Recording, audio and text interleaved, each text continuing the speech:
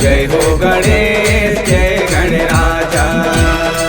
खोवा मिश्री लड्डू चढ़ाबो, खोवा मिश्री लड्डू चढ़ाबो, पुष्पा मचड़ के आजा आजा। जय हो गणेश जय गणराजा। जय हो गणेश जय गणराजा। जय हो गणेश जय गणराजा। जय हो गणेश जय गणराजा।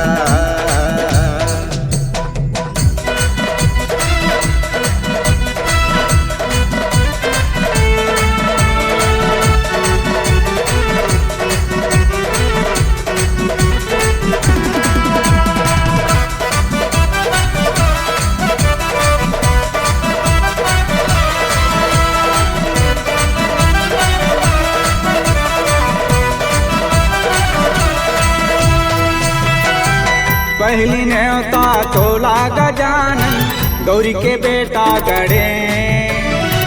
दुखे हरैया दुखे देवैया, काटो जन के कले, काटो जन के कले सो देवा, काटो जन के कले, काटो जन के कले सो देवा, काटो जन के कले। खोवा मिश्री लड्डू चढ़ाबो, खोवा मिश्री लड्डू चढ़ाबो, पुष्पा मचड़ के आजा आजा। जय हो गणेश जय गणराजा।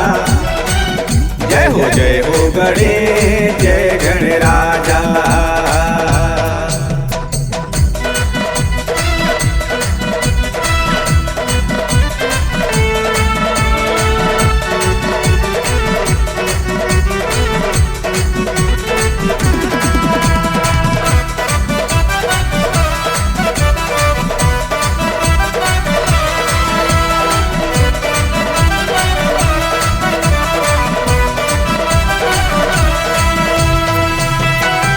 गौरी के लाला शंकर दुलारा, न्योता है झारा झारा।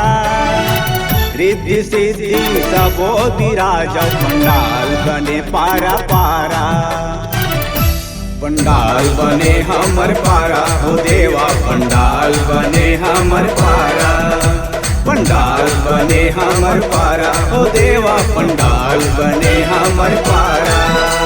खोवा मिश्री लड्डू चढ़ाबो, खोवा मिश्री लड्डू चढ़ाबो, पुष्पा मचड़ के आजा आजा। जय हो गणेश जय गणराजा। जय हो गणेश जय गणराजा।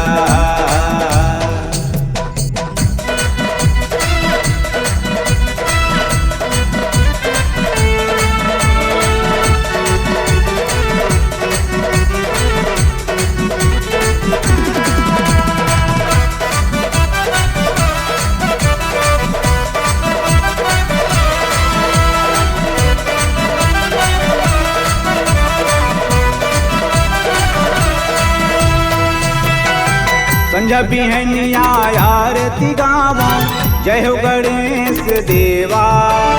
जीएस भानु बिनती करो, आवो विराजो देवा। आगे विराजो देवा गजानन, आगे विराजो देवा, आगे विराजो देवा गजानन, आगे विराजो देवा।